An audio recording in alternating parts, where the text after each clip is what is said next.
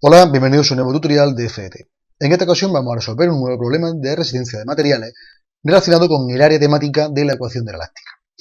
Va a aprender cómo se calcula la ecuación de la elástica, dónde se aplica, cómo se calcula la ley de flexores, que nos permite estudiar la geometría, que luego nos va a relacionar la ecuación de la elástica con las cargas que tenemos asociadas a la viga, y por último, cómo obtenemos las constantes a nivel matemático de la ecuación diferencial que nos permite obtener esa ecuación de la elástica. Bien, pues el problema lo tenemos en la pantalla, nos dice determinar la ecuación de la elástica, así como la flecha máxima y el ángulo girado en las secciones extremas de una viga biapoyada cargada con una carga puntual de valor P situada fuera del eje de simetría. Nos están diciendo este caso, donde tenemos una carga P que no está en la mitad del recorrido de la viga, tenemos una distancia, por tanto, desequilibrada, no simétrica, A y B, desde un apoyo y desde el otro respectivamente.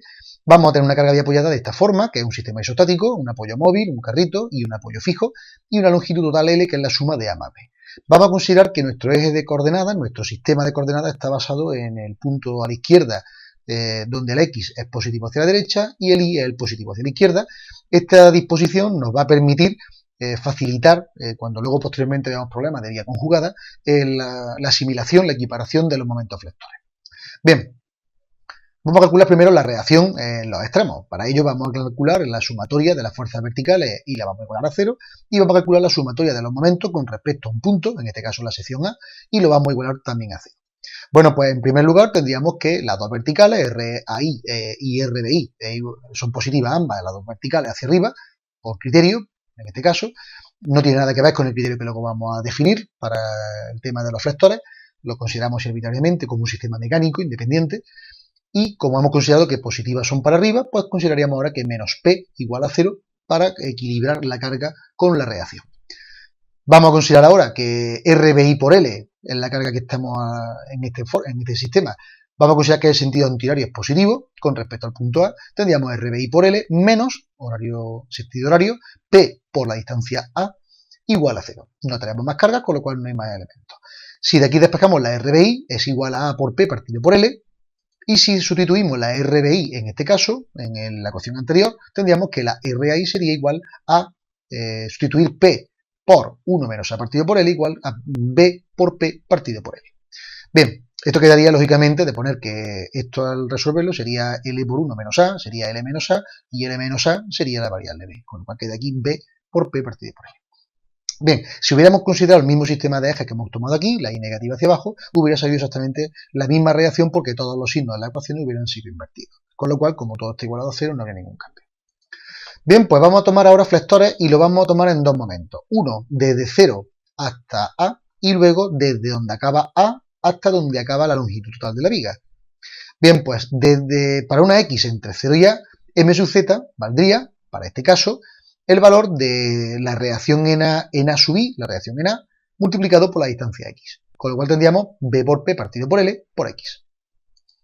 Los momentos flectores, si ahora trasladamos nuestra sección donde tomar el equilibrio de la rebanada a un punto intermedio en la zona de B, tendríamos que nos quedaría B por P partido por L por X, es decir, la misma reacción que tenemos la RAI por la distancia nueva X, menos, porque ahora vamos en sentido contrario, P por la distancia que hay desde donde está aplicada la fuerza a donde está la sección, que sería X, nuestra X completa, menos A, que sería este tramo de aquí.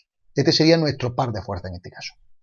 Bien, si recordamos la expresión de la curvatura, que ya habéis visto en otros vídeos anteriores, que están relacionados dentro de la resistencia de materiales con la ecuación de la elástica, nosotros relacionamos siempre lo que es la deformación de la curvatura, que esta expresión, si nosotros multiplicamos, no como la tenéis aquí, pero si os imagináis que esta E está multiplicando en el numerador al término de la izquierda y multiplica por una variable Y, sería E por Y partido por R, esa R sería la curvatura y la Y sería la distancia de un punto hasta la fibra neutra donde nosotros vamos a aplicar la ecuación de la ley de Hooke.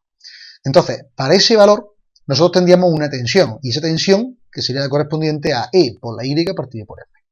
Y lo que vamos a hacer es igualarla a la tensión correspondiente a la deformación por flexión, siempre que tengamos una flexión pura, es decir, que M sub I valga 0, cosa que ocurre aquí en este caso porque todas las fuerzas son coplanarias y todas están contenidas en el plano XY, luego todos los momentos van a ser en el eje Z. Bien, pues todos los M sub Z que tenemos aquí esta ecuación la podemos nominar a este término del denominador de la segunda parte de la ecuación e por i sub z como la rigidez en flexión de la viga, y lo podemos relacionar geométricamente la curvatura con la derivada segunda con respecto a con respecto a x dos veces, y en el denominador podemos expresarlo como 1 más la tangente, esta y' al cuadrado, todo elevado a 3 medios. Si os fijáis, estamos evaluando la derivada de la función, la tangente, y aquí aparece un cuadrado. ¿Qué ocurre? Pues que si nosotros hacemos que la deformación sea muy pequeña, es decir, utilizando infinitesimos equivalentes, que el ángulo sea igual a su tangente, el ángulo será igual a su tangente, que además es diferencial de y con respecto a x. Es decir, es como si yo tomara un triángulo rectángulo muy pequeñito, donde para un incremento de posición horizontal muy pequeñito, diferencial de x, la viga se deformara verticalmente un valor muy pequeño diferencial de y. Con lo cual su tangente diferencial de y entre diferencial de x sería el ángulo correspondiente en ese punto que se traslada. Si ese valor ya es prácticamente tendiente a cero, imaginaros cómo sería su cuadrado. Bueno, pues por eso precisamente por lo que al compararlo con la unidad lo hacemos cero. De tal manera que tendríamos la expresión como la segunda derivada de y con respecto a x dos veces, en el denominador aparecería 1 porque hemos anulado el valor de este término, con lo cual quedaría partido por 1, y esto es igual a la derivada segunda de y con respecto a x dos veces o bien a la derivada primera de θ, que a su vez es la primera derivada de y con respecto a x. Como nuestro sistema, para este sistema de ejes que hemos estudiado, m sub z mayor que 0, al estar el eje y para abajo, resulta que la segunda derivada con respecto a x dos veces nos va a salir negativo, le añadimos un signo menos aquí en el primer término al momento y ya dejamos equilibrado lo que es la parte de los signos de nuestra ecuación. Bien, pues ahora pasamos a resolver esta ecuación dentro de cada uno de los tramos. Si nosotros planteamos la ecuación para el tramo entre 0 y a, tendríamos que como m sub z vale b por p partido por l y por x, nos quedaría que como es menos m sub z partido por y por y, nos quedaría menos b por p partido por l por x y partido por y sub z. Con respecto a su derivada, nos quedaría menos b por p partido 2e y z l x al cuadrado más c sub 1. Esto estamos hablando que es la segunda derivada, con lo cual la primera derivada sería lo que hemos tenido lógicamente la integración de la primera. Si ahora volvemos a integrar nuevamente, obtenemos la integral de la diferencial de y con respecto a x, que sería la y. Y esto nos quedaría ahora, sacando fuera los términos comunes, constante sería menos b por p partido 6 e y sub z por l, la integral de x al cuadrado, que sería x al cubo, como esto es un 2 y esto ha aparecido un 3 en el denominador, aparece aquí nuestro 6, la integral de una constante, que sería la x correspondiente al producto de la constante, más una nueva variable de integración que aparece de la segunda integral, al ser integrales indefinidas, que no tenemos extremos de integración. ¿Cómo calculamos nuestro c sub 1 y nuestro c sub 2? Bueno, pues vamos a plantear primero el segundo tramo entre a y l, y luego posteriormente vamos a limitar el problema de valores iniciales. Entre a y l, para el caso que tenemos aquí ahora, tendríamos que nuestra m sub z vale b por p partido por l por x menos p por x menos a. Nuestra segunda derivada con respecto a x dos veces sería entonces menos este valor partido por y por y sub z, y nos quedaría esta expresión. Si integramos esta segunda derivada una vez, nos quedaría nuestra primera derivada. Y en la integral de este término nos quedaría p partido por 2y sub z por l, x menos a al cuadrado, menos b, x cuadrado partido por l, y todo más c sub 3, que es la primera constante de integración de este nuevo tramo. Si volvemos a integrar este término, la integral del diferencial de y con respecto a x, nos quedaría la y. Y al integrar todo el segundo tramo, nos quedaría toda esta expresión de aquí con dos variables, la c sub 3, que ya nos aparecía inicialmente, pero ahora multiplicada por x, y una nueva variable c sub 4. Bien, pues ahora tenemos que calcular c sub 3, c sub 4, c sub 1 y c sub 2. Con lo cual se nos plantea un problema de contorno, un problema de valores iniciales con condiciones de contorno. ¿Cuáles son esas condiciones? Bueno, pues que cuando la y sub a estamos en x igual a 0, cuando la cota en x igual a 0, la cota vertical vale 0 porque estamos en un apoyo fijo. Es decir, en el apoyo fijo no hay corrimiento vertical. Con lo cual, y de x sub 0, es decir, y sub a, vale 0. Pero en el apoyo móvil, en el carrito, tampoco tenemos ningún tipo de desplazamiento vertical, con lo cual, y cuando la x vale l, también vale 0. Esa es nuestra primera dos condiciones de contorno. De ahí sacamos dos ecuaciones. ¿De dónde sacamos nuestra tercera ecuación? Pues de igualar las flechas que se generan en el cambio entre las dos ecuaciones de momento. En este punto donde x vale a, es decir, cuando x vale a, la cota de este punto de la deformada, vámonos para atrás, aquí, la cota en este punto de la deformada va a valer igual para la ecuación de la izquierda que para la ecuación de la derecha. Luego, i sub 1 para x igual a a es igual a i sub 2 para x igual a a. Pero aparte, en este mismo punto, como este punto es el mismo para los dos tramos de la ecuación, la pendiente también tiene que ser igual, con lo cual su primera derivada también es la misma. Con lo cual, la i sub 1' de x igual a es igual a la i sub 2' también para x igual a. Bien, pues ahora sí, tenemos que en el caso de i sub a igual a 0, pues tendríamos que es la ecuación que hemos visto antes, x igual a 2, la tenemos aquí. Aquí todo sería 0, c sub 2 vale 0, y aquí tendríamos que para la i, esta constante vale 0, esto valdría menos p por menos a al cubo partido 6iz por l, y nos quedaría esta expresión de aquí para cuando vale la expresión de i sub b vale l. Lo tenemos de esta forma. Bien. Para el caso de que la constante para i sub 1 igual a i sub 2 en el punto x igual a, tenemos esta expresión de aquí, que nos permite calcular, aquí tenemos c sub 3 y c sub 4, y aquí nos vuelve a aparecer c sub 3 y c sub 4, con lo cual aquí vamos a poder calcular ya cositas.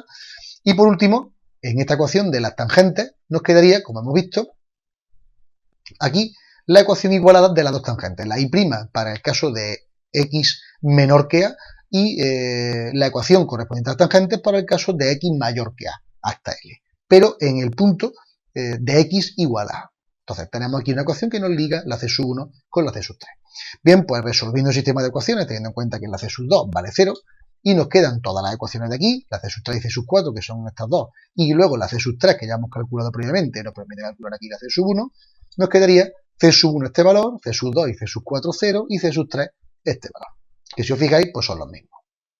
Bien, ya tenemos cuánto vale entonces nuestra ecuación elástica según los tramos. Ya sabemos lo que vale la tangente para el primer tramo, la ecuación de la tangente en el primer tramo, el ángulo de girado en cualquier punto menor que a, la flecha en cualquier punto menor que a, el ángulo en cualquier punto entre a y l, y la flecha en cualquier punto entre a y l. Lo que vamos a hacer ahora es ver cuánto vale el ángulo que gira en las secciones extremas. Bueno, pues tenemos dos. En la sección extrema primera está cuando x vale 0, con lo cual utilizaremos la ecuación del ángulo de la tangente para x igual a 0, y nos quedaría p por b por l cuadrado menos b cuadrado partido 6 e iz por l, y la sección en el punto b, que es cuando x vale l para la segunda ecuación, para la ecuación de la pendiente del segundo tramo, donde i' para x igual a l sería menos p a por b, l más a, 6 e iz partido por l. Para calcular dónde se encuentra la flecha máxima hay una cuestión clara. Como estamos hablando de que no es simétrico, porque si lo fuera estaría en el punto central, al no ser simétrico, la pendiente, la flexión máxima, se va a producir en el tramo de mayor longitud, con lo cual se va a producir en la parte correspondiente al tramo 0 menor que x menor que a. Con lo cual, i' en ese punto va a ser igual a 0 en ese tramo. Es decir, la flecha, el punto de mínimo en ese momento va a estar en ese tramo. ¿Qué vamos a hacer entonces? Bueno, pues vamos a igualar a 0 y vamos a obtener para qué valor de x ocurre eso. Bien, pues al hacer eso nos quedaría la primera derivada, la tenemos directamente aquí, que es la ecuación del ángulo, y este término igualándolo a 0, todo esto de aquí, nos quedaría que x vale la raíz cuadrada de l cuadrado menos b cuadrado partido por 3. Si este valor de x, que es donde se produce el mayor valor de la flecha, lo sustituimos en la ecuación de la flecha, donde valga x, en estos dos casos, sustituimos la ecuación, la i correspondiente nos quedaría p por b, la raíz cuadrada de l cuadrado menos b cuadrado al cubo, partido 9 raíz de 3, e por i sub z, partido por l, que es la flecha máxima que se produce y se produce además en este punto de aquí. Bien, pues hasta aquí este problema, que espero que haya sido de tu interés y que te haya ayudado a resolver posibles dudas a la hora de plantear ecuación de la elástica y la ecuación de los momentos, cuando son diferentes momentos, diferentes secciones en las que se estudian. Y simplemente recordarte que en la sección, en la página principal, fdt.es, y en la sección de la categoría correspondiente a la resistencia de materiales de nuestro canal YouTube, puedes encontrar este y otros problemas resueltos que te ayudarán en tus sesiones de estudio. Muchas gracias por tu atención y te espero en el próximo tutorial.